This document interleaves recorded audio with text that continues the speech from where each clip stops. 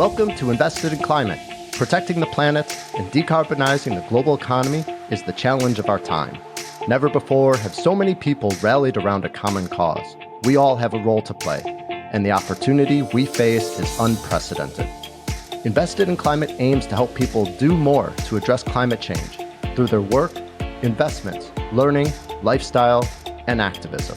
I'm your host, Jason Rissman. I co-lead a climate venturing practice at the design firm IDEO, supporting early-stage climate founders and organizations.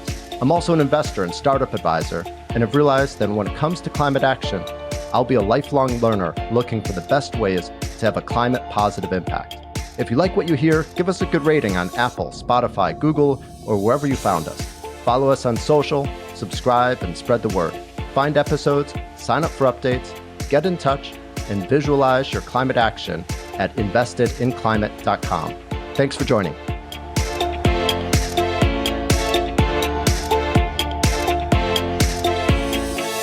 Voters don't know that we have policy solutions for this stuff. They actually don't know that we can solve this. It feels unsolvable. It feels uncontrollable. It feels scary. And that's where we get some apathy, where people don't even want to think about something that is so scary that they have no power to fix. Our job is to say, we have the solutions. They're there. We have champions like Senator Becker working hard on them in Sacramento.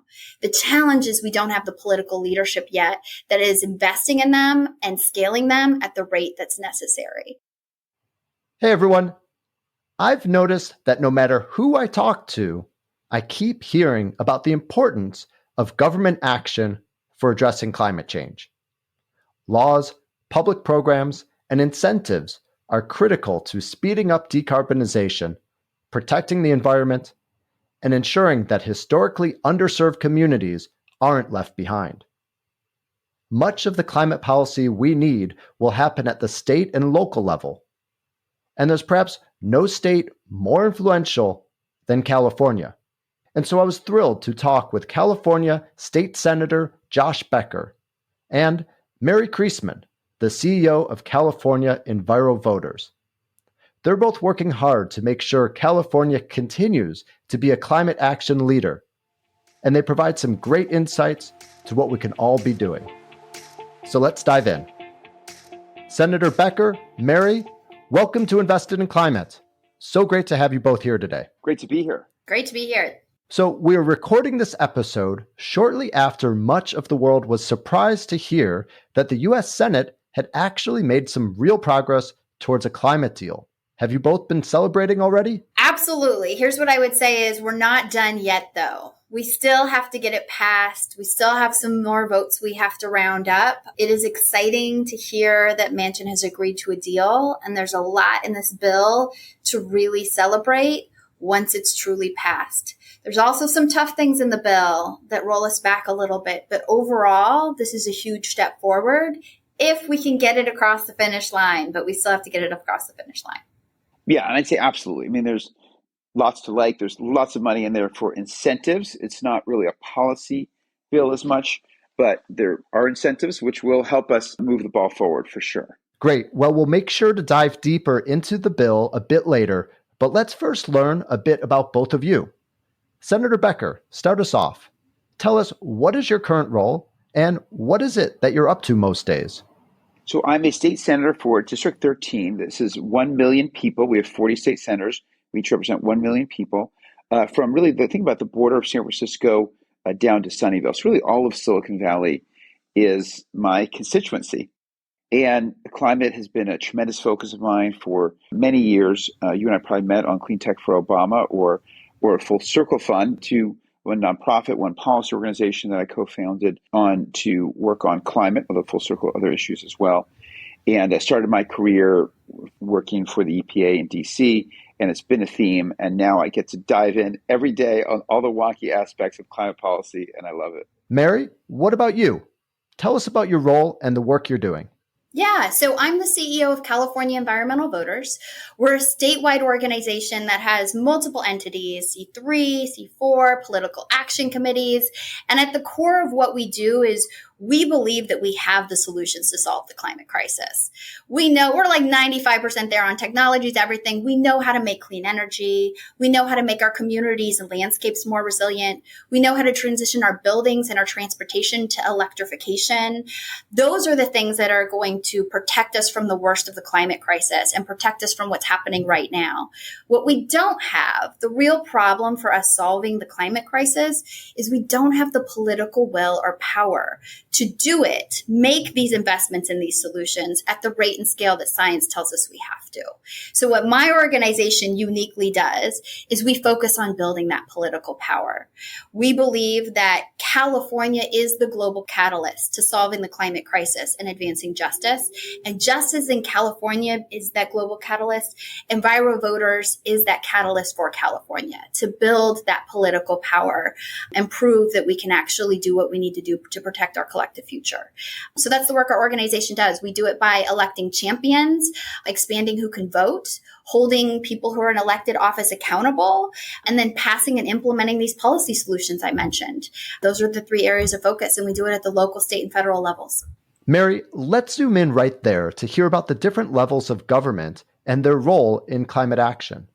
There's so much news coverage around climate policy at the federal level, and there's less as you get closer and closer to where you actually live. How should listeners understand the importance of what's decided at a state or local level versus what happens in Washington?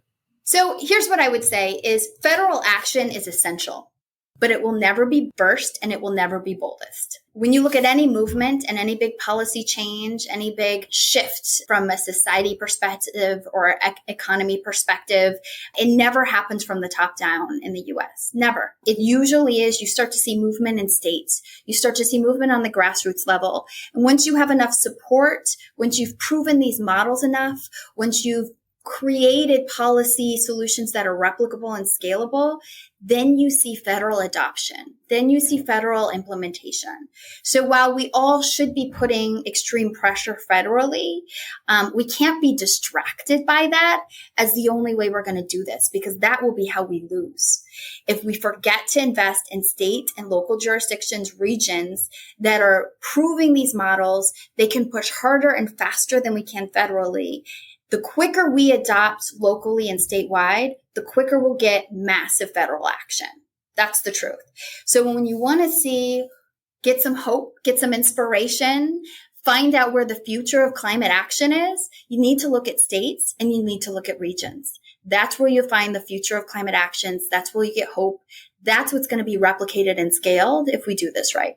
Again, for financial support and incentives, which we're hopefully going to get now, then a DC can be great. But there is not a regulatory really role for Congress. There's not a federal agency other than FERC, which is actually separate from a Congress. There's really not that role. So I mentioned starting clean tech for Obama, and that was great. We really galvanized the clean energy community nationally to support the president. And, he certainly did do some very good things with executive orders and some policy, but we still got stymied. Even cap and trade, which is ultimately a market-based solution, we could not get it passed. We got it past the House, could not get it past the Senate. So, and unfortunately, the Republican Party, by and large, with very few exceptions, but certainly in elected office, have not been willing to talk about climate change, even talk about man-made climate change, our role in climate change, and have really just not been willing to acknowledge it as a reality. And so just very hard at the federal level to get real tough policy work done, or even, even solutions, market-based solutions like cap and trade. Where at the state level, we have that authority. All the government agencies are at our disposal here in California. We've got the Energy Commission, we've got CARB, our Air Resources Board, we've got the PUC, and all of these we can influence from the legislature, and we can pass laws that directly impact people's lives and help us move in these directions. So that's really the power that we have and the opportunity that we have. And that's why I think, as Mary said, states need to lead. And California is actually not leading on all the issues now. We do see some other states that are taking the mantle in certain areas, Washington State, Colorado, New York. But we really need this constellation of states to lead. So I think that's a great area to focus. To say that California is a leader in the climate efforts is probably a wild understatement, really. For decades, the state has blazed a trail in environmental policy, providing an example and often actually creating standards that other states and other parts of the world adopt, and also stepping into lead when the federal government doesn't. So tell us a bit about the important role the state of California has played in protecting the environment and fighting climate change. Sure, I'll start and then let Mary weigh in on this one for sure, because she's seen it at the Sacramento level for many, many years. California needs to lead and has led in many ways. For example, with called renewable portfolio standards. So this is what percent of your energy use comes from renewable energy. And we set 5% and then 15%. People said that was crazy. Then we said 25%. Oh, no, we'll never hit that. And we said 33%. Now we have then 50%. Now we've got 60% of renewable energy by 2030. That's an example of where California's led, of course, with cars and automobiles and what they call CAFE standards, with average mile standards, with clean air is an area that we've led. We are the fifth largest economy of the world just as a state.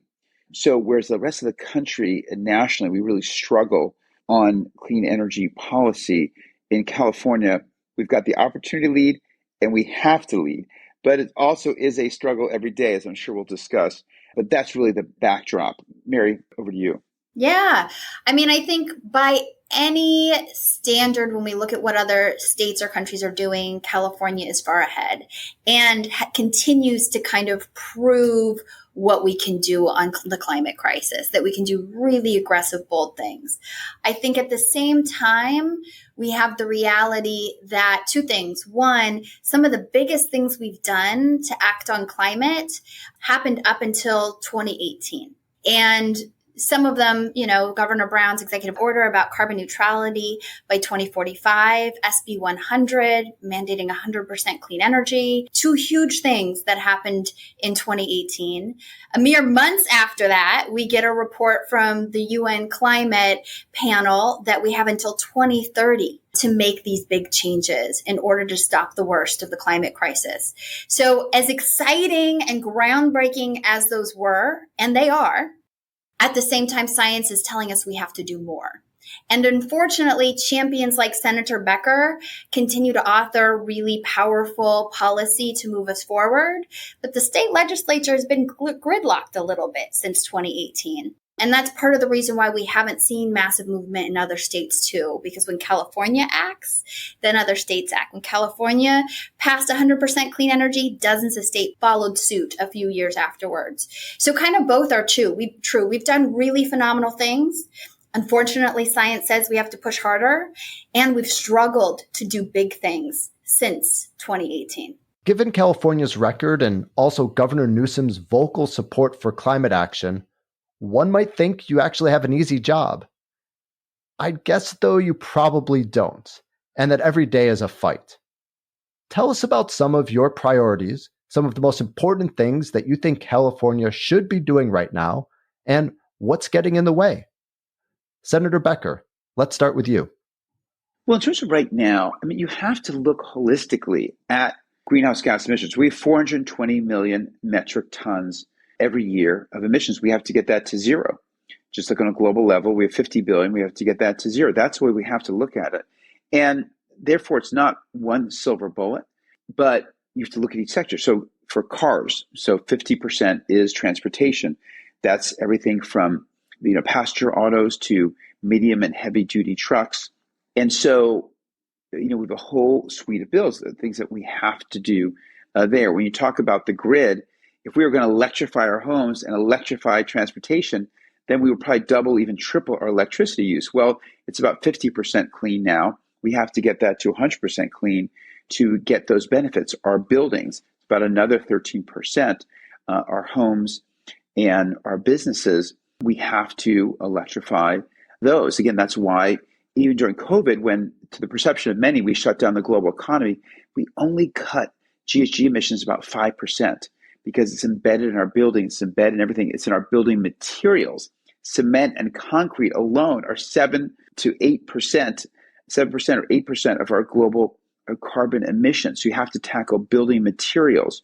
So that's why it really requires this focus at every level. I think we do have a couple general priorities, though. One is to strengthen cap and trade. We do have a cap and trade system in California, so we have to continue to strengthen it. And my colleague Sidney Kamlager has a bill on that this year.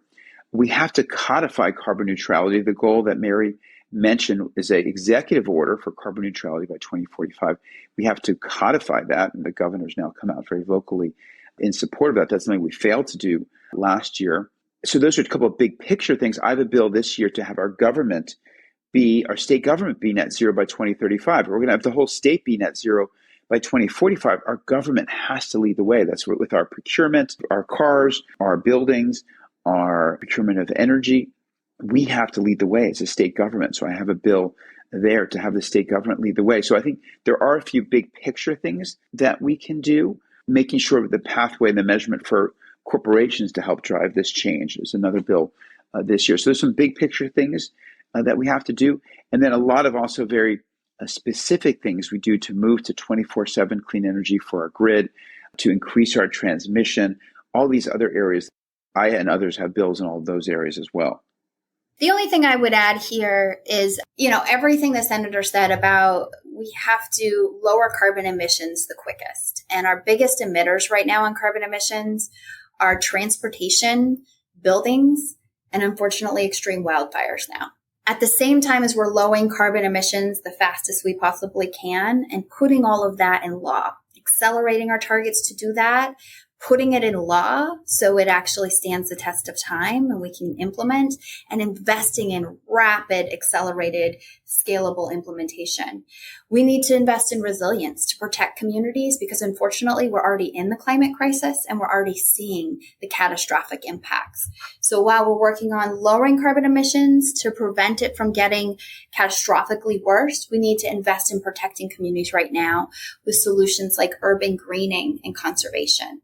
The reasons this isn't happening in the state of California, you would think, right? Like California, when you look at the map of the country, is bright blue. And so why aren't we just putting all of these? We believe in science here in California. Why aren't we putting all of these just into implementation right now? And there's some really tough political pieces to this. To solve the climate crisis, we have to transition away from pollution. What causes pollution?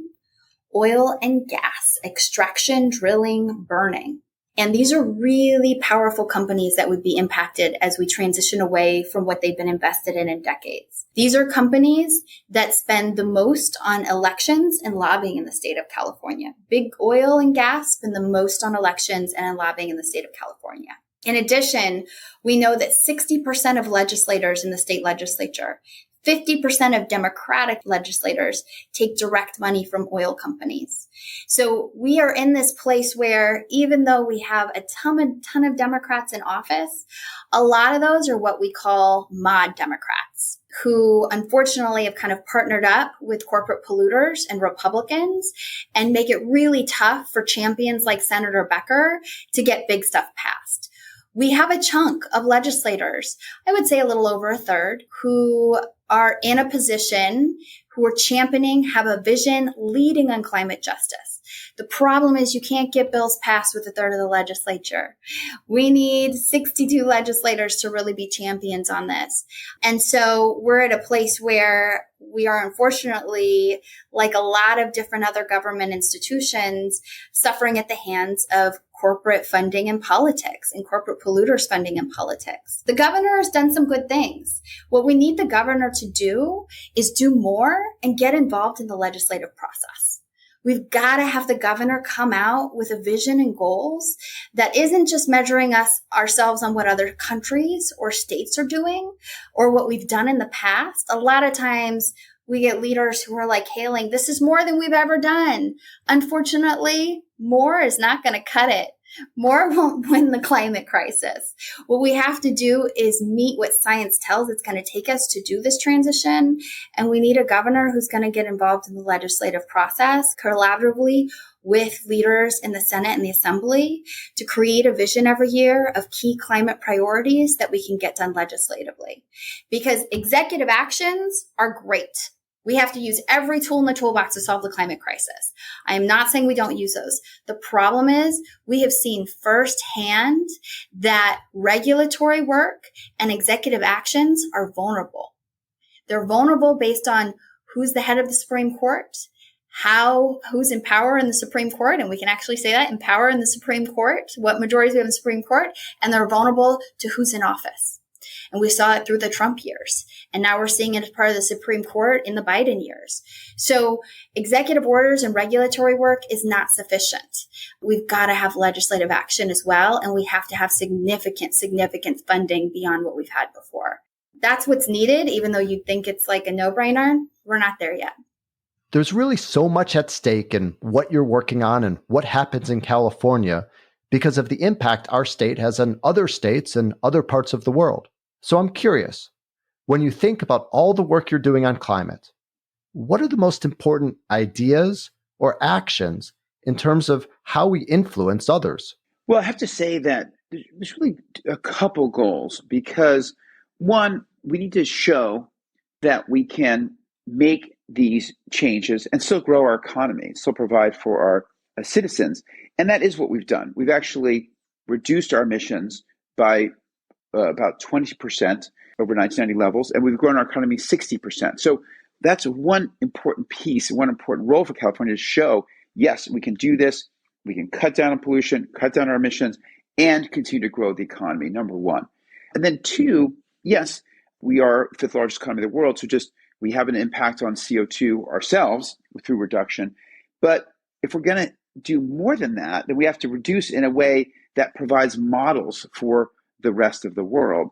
And three, we can create markets, use our market power to bring down the cost of technologies so that others can adopt more quickly. When you think about solar, which again wasn't just us, but the price of solar has come down 90% over 10 years, 300% over the last really 35 years. And that was Germany and California and New Jersey and a few other states that really, by just installing more, brought down the cost.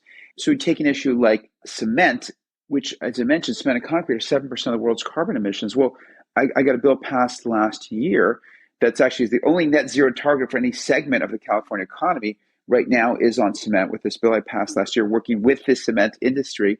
If we can create a market for low carbon cement and concrete and create and spur that innovation because there's a market here, then that brings down the costs for the rest of the world. So those are the three things I'd point to. I just want to double down on what the senator said about California has a role to play that we can prove we can do this, right? Like right now, we're all kind of like the news that comes out, the headlines we're seeing about climate impacts and the news that comes out what scientists are telling us we have to do by when. We know that we're all feeling a little nervous, whether we're doomed or whether we can actually get this done. And the hopeful thing is that we have the solutions. And California's job is to prove we can do this. And so everything that Senator Becker said, I would just add a couple of very specific things right now and highlight a couple things. You know, Senator Becker mentioned using our market power globally, right, as the fifth largest economy. We know, because we've talked to companies, that when California puts in rules, regulations, demands on companies to change, it has a ripple effect globally because California is too big of a market for companies to change their business just for California. It has a ripple effect on their business across the board. That's powerful, and we need to leverage that in every single way. The other thing I would say is not only do we want to prove we can solve the climate crisis, we want to define how we solve the climate crisis. And this is really important because we are going to get to a place where we won't have to convince people that everybody's running for higher ground because things have gotten so bad. But at that point, communities will be left behind. At that point, communities of color, women, children, vulnerable communities, the elderly will be left behind and suffering the worst. They're already suffering the worst, but even more in exponential ways. What we want to do in California is we want to prove we can solve the climate crisis and use it as a large-scale tool to address economic, social, racial disparities. because we have to transform our economy and our infrastructure if we're going to solve the climate crisis. Our economy and our infrastructure is where inequalities show up. It's how we've designed our oppressive systems. So our ability to use acting on climate to be able to advance equity is huge. It cannot be overstated. So we want to define how we prove we can do it, define how we solve it with a focus on equity and justice. And I would say there's a couple areas where we're seeing a lot of opportunity on this right now for places to dig in. One is the state budget. As the climate crisis gets worse and worse and worse, we are going to need government jurisdictions, full on other countries, our country, and other states to start using the state budgeting process, the general fund, to solve the climate crisis. And that is new. That is different. We say, if you want to know what a government cares about, you look at their budget, right? If you want to know what their real priorities are, you look at the budget. The climate crisis has always been a fringe issue that, California, we pay for the climate crisis out of cap and trade revenues, but it's never really been part of the budget. And that's very similar for other jurisdictions, states, countries, is that it hasn't been a core priority as part of a government's budgeting process. That is shifting as the cost of inaction is becoming more and more clear to governments. And that has shifted radically for California in the last couple years, as you're seeing investments in the tens of billions of dollars happening last year and this year as part of our state government's budgets. And those investments are going to resilience and to lowering carbon emissions in really critical ways. That needs to increase. And what also needs to happen is that it needs to be integrated into all other areas of the budget. If public funding is going to anything, we need to be advancing equity and sustainability as part of it. Using government budgets as a tool for climate action is something California is leading in and needs to be adopted widespread. And then just the last thing I would say is California has one of the only climate ballot initiatives on the ballot in November. And this would be a transformative ballot initiative that would generate over $4 billion a year to both fight and prevent wildfires, catastrophic wildfires, as well as 80% of the money would be to transition our transportation to electrification, which includes transit. It includes clean cars. 50% of that money would go to underserved communities, charging infrastructure, medium heavy duty. We are going to need initiatives like that are going to be essential to solving the climate crisis. So looking at big ticket, sustainable, ongoing funding to solve the climate crisis, more dedicated, visionary funding in our budgeting process. Those are two ways that California is on the precipice of acting in a big way that should be models globally. Mary, let's dive in a little more, because you brought up the important issue of equity and how this is an issue of justice, not just sustainability. And I believe that you're working on this through Assembly Bill 2419, also known as the California Justice 40 Act. I'm aware that the federal infrastructure bill also included a Justice 40 provision, but that it's left to the states to implement it, and not everyone is doing so. Tell us just briefly, what is it that the Justice 40 Act is doing and why it matters? Okay. So first of all, I want to say, yes, the Biden administration did Justice 40 first. But before the Biden administration did Justice 40, California did California Environmental Screen, which mandated there are bills, SB 525, that mandate that a certain percentage of all climate funds in California, revenue from California's landmark cap and trade policy, would go to underserved communities. So before Biden did Justice 40, California did it first. And a lot of coalition groups, environmental justice groups led that effort. Former Senate President Kevin De Leon was a part of that. That was huge. So Biden, again, it's an example of when California moves out first and says, acting on climate needs to be focused on the communities that have experienced the most exploitation, pollution to date. California set those markers, defined who those communities were, and set aside funds to benefit them specifically in climate solutions. And then Biden came around and said, we're going to do that too with the infrastructure package. So the Justice 40 that Biden did says that 40% of the infrastructure bill that was passed in the Congress last year has to be dedicated towards underserved communities. Now, we have work to do to make sure that's enforced and that has teeth to it. That was an executive action. That's important. It doesn't actually have policy, kind of the legally defensible legislative action tied to it. But that is what the bill you're talking about in the state legislature would do. It would make it law for California. So Assemblymember Isaac Bryan, partners on the ground like APEN are working on this with Envirovoters in partnership as well to ensure that that commitment that President Biden made around the infrastructure package is actually codified in law here in California because it's not federally. So it would ensure that in California, infrastructure funding coming from the federal government from that big infrastructure package that was passed last year in Congress, 40% of it would benefit underserved communities here in California. Okay, let's turn now to the drama that is playing out in Washington. We talked about this a bit at the top of the episode, but let's go deeper into it. After being the sole barrier to passing historic climate legislation, West Virginia Senator Joe Manchin finally came around and made a deal. This happened just as President Biden's administration was looking at taking executive action, and even as congressional staffers staged a sit-in in Majority Leader Chuck Schumer's office. Why did Manchin come around? And what does the now called Inflation Reduction Act mean?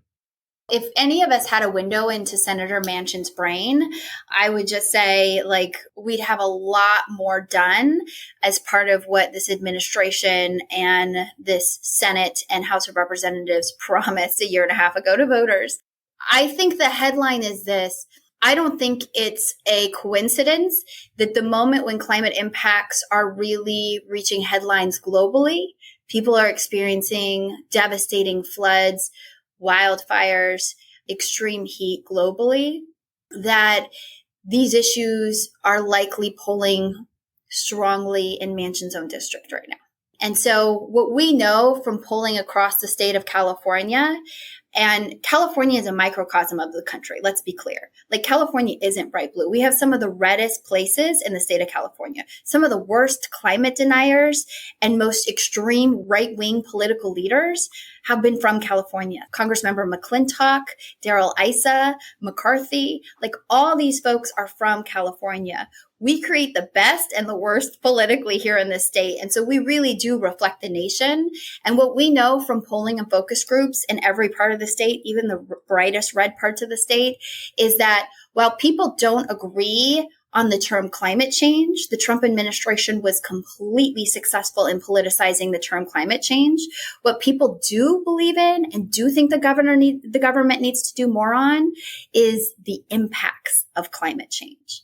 They believe that wildfires are getting worse and are scary, that pollution is getting worse, that extreme heat, drought, flooding, they are all in that the government needs to do more on climate impacts. They also are deeply supportive of climate solutions.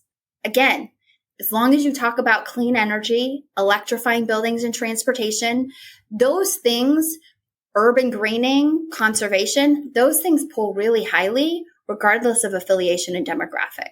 Addressing climate impacts pull really highly, regardless of affiliation. It's just when you use the word climate change, the Trump administration has been really successful at politicizing that. So my guess is that's what's happening in Manchin's district in this moment of crisis too. And so he was like, look, I'm going to get more from doing something here than I am from holding this back. That's a guess. Again, what drives that man is a mystery to me. I would say this, though. We put a lot of pressure on Manchin, and I think that's appropriate, and on Sinema, those two senators. We also need to put pressure on Republicans. As in, it's important to remember that all 50 Republican senators are opposing climate action that actually would accelerate industries that are critical to our future. Exactly. That's the point. There's still we have a voter-rama coming up, right, on this bill where all the legislators are going to be saying what they like about it, what they want to see in it. We still need to secure a couple other votes. I'm really hopeful, and there's a lot of good things in this bill. Again, we can talk through some of those. There's also some tough stuff in this bill. But if this were to pass, it would be by far the single largest investment in climate action in our government's history. And that is the headline. I'd love to talk a little bit more about what it takes to get people engaged. I'm a big fan of John Doerr's recent book, Speed and Scale, which lays out a clear set of priorities for climate action. And one of them is to make climate a top 2 voting issue around the world. I'd love to hear from both of you on this. Does climate need to be a top electoral issue? And if so, how do we get there? Mary, what do you think? What you're saying is at the core of my organization's work, right? We're California Envirovoters, so I couldn't agree more. Essentially, we are supposed to live in a democracy that's driven by voters' priorities and action. What I would say is that most times of year, climate impacts are a top 2 priority in the state of California. Again, like I said, regardless of where you live, what your political affiliation is, when we talk about what the catastrophic impacts are, again, it's not necessarily if you say it's climate change. If you say is addressing wildfires, catastrophic wildfires, pollution, extreme heat, and drought a priority, where would you rank it on your priorities? Especially in a moment right now, that's going to get top 1 or 2. So I think, especially in California, voters are already there. And we've seen that backed up by focus groups and polling data. Year after year, those numbers are increasing. I would say since about the 2020 election cycle, climate change in that way has been a top 1, 2, 3 priority for California voters, and it's only increased over the years. So I think we're there. I think the challenge we have is we've also seen from focus groups and polling that voters don't know that we have policy solutions for this stuff. They actually don't know that we can solve this. It feels unsolvable. It feels uncontrollable. It feels scary. And that's where we get some apathy, where people don't even want to think about something that is so scary that they have no power to fix. Our job is to say we have the solutions. They're there. We have champions like Senator Becker working hard on them in Sacramento. The challenge is we don't have the political leadership yet that is investing in them and scaling them at the rate that's necessary. So I think what's really key, just to tack on, is yes, we need voters prioritizing, but we also need to evangelize that this is solvable, that we have the solutions, and our job is to hold political leaders accountable. Senator, how would you build on this? And particularly, you're someone that has been elected.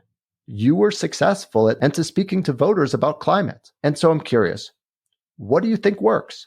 And what do you think we need to do to get more people on board? Well, as Mary said, we do need to convey that this is solvable and that we can do it. Absolutely. And success begets success, where people see examples, they see their neighbor with an electric car. Oh, I should do that. They hear about a neighbor who electrified their home and got a heat pump. They didn't know what a heat pump was. Oh, you get air conditioning. That's great. And no greenhouse gases. That's amazing. So I think success begets success. Does that have to be a top 2 issue? I don't know. Maybe. But really, if we create the markets, at this point, solar and wind are the cheapest things to build. So there's lots of solar and wind being built. Now we have to make sure we build other things to complement solar and wind. So we bring down the cost enough, people will come along because it's better. It's cheaper. I can drive an electric vehicle to Sacramento from my house. It costs about $11. In a comparable non-electric vehicle, it'll be about $50 right now. So these technologies are better in many ways, but we have to make them accessible.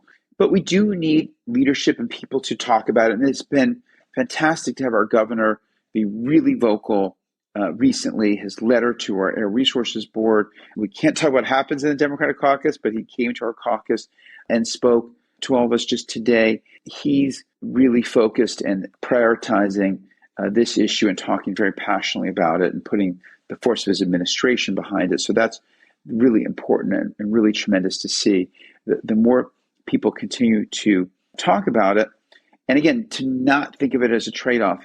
We're not trading off economic growth. That's why I said we've decreased our emissions 20%. We grew our economy 60% in California. So people need to know that this is doable.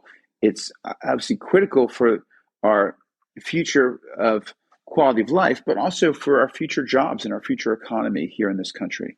So beyond voting, what should we all be doing?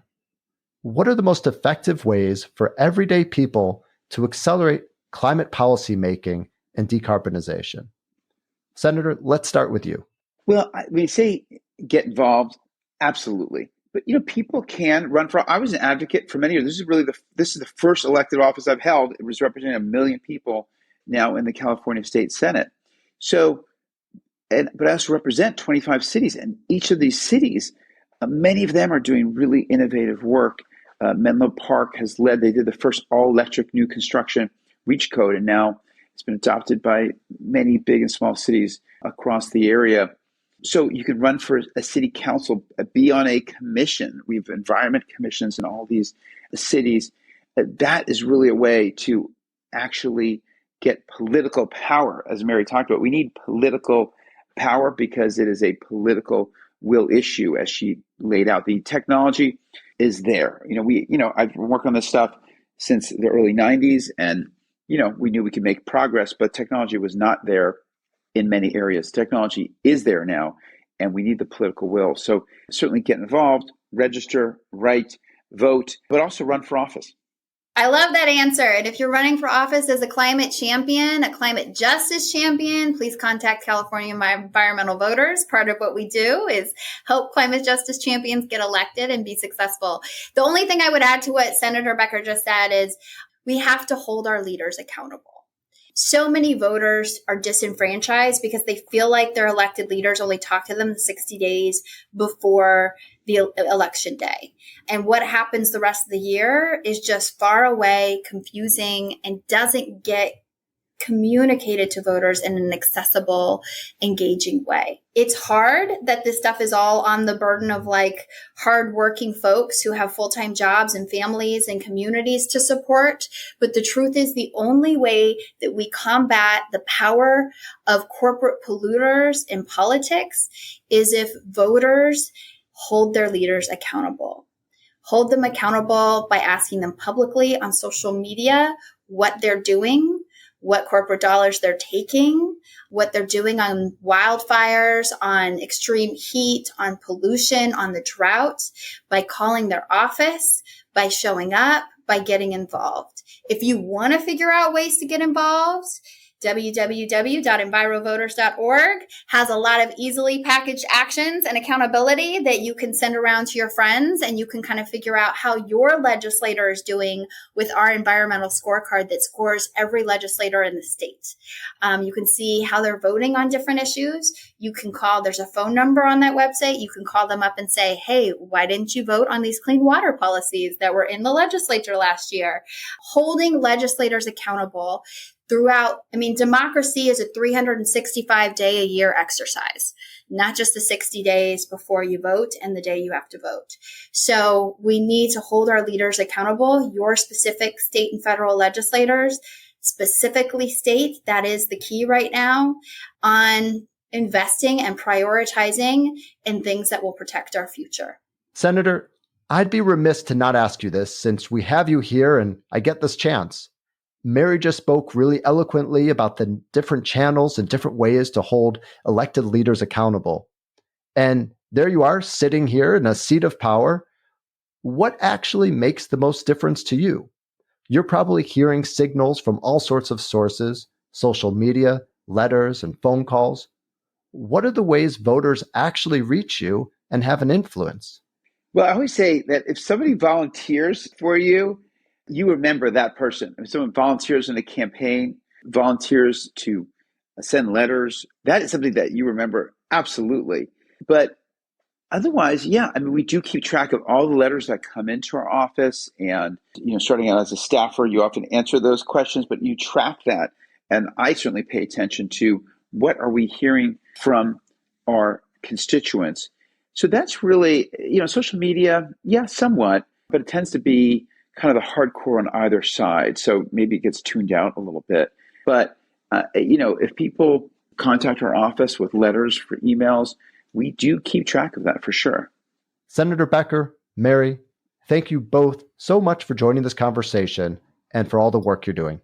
No, this was great. Thank you. Appreciated the conversation. Thanks for having us. Now is the time in California for sure. Now is the time for our country to take action. Thanks for joining us for this episode of Invested in Climate. Please remember to rate us on Apple, Spotify, or Google. Find show notes, sign up for updates, get in touch, and visualize your climate action at investedinclimate.com. This podcast is for informational and entertainment purposes only and does not constitute financial, accounting, or legal advice. Thanks again.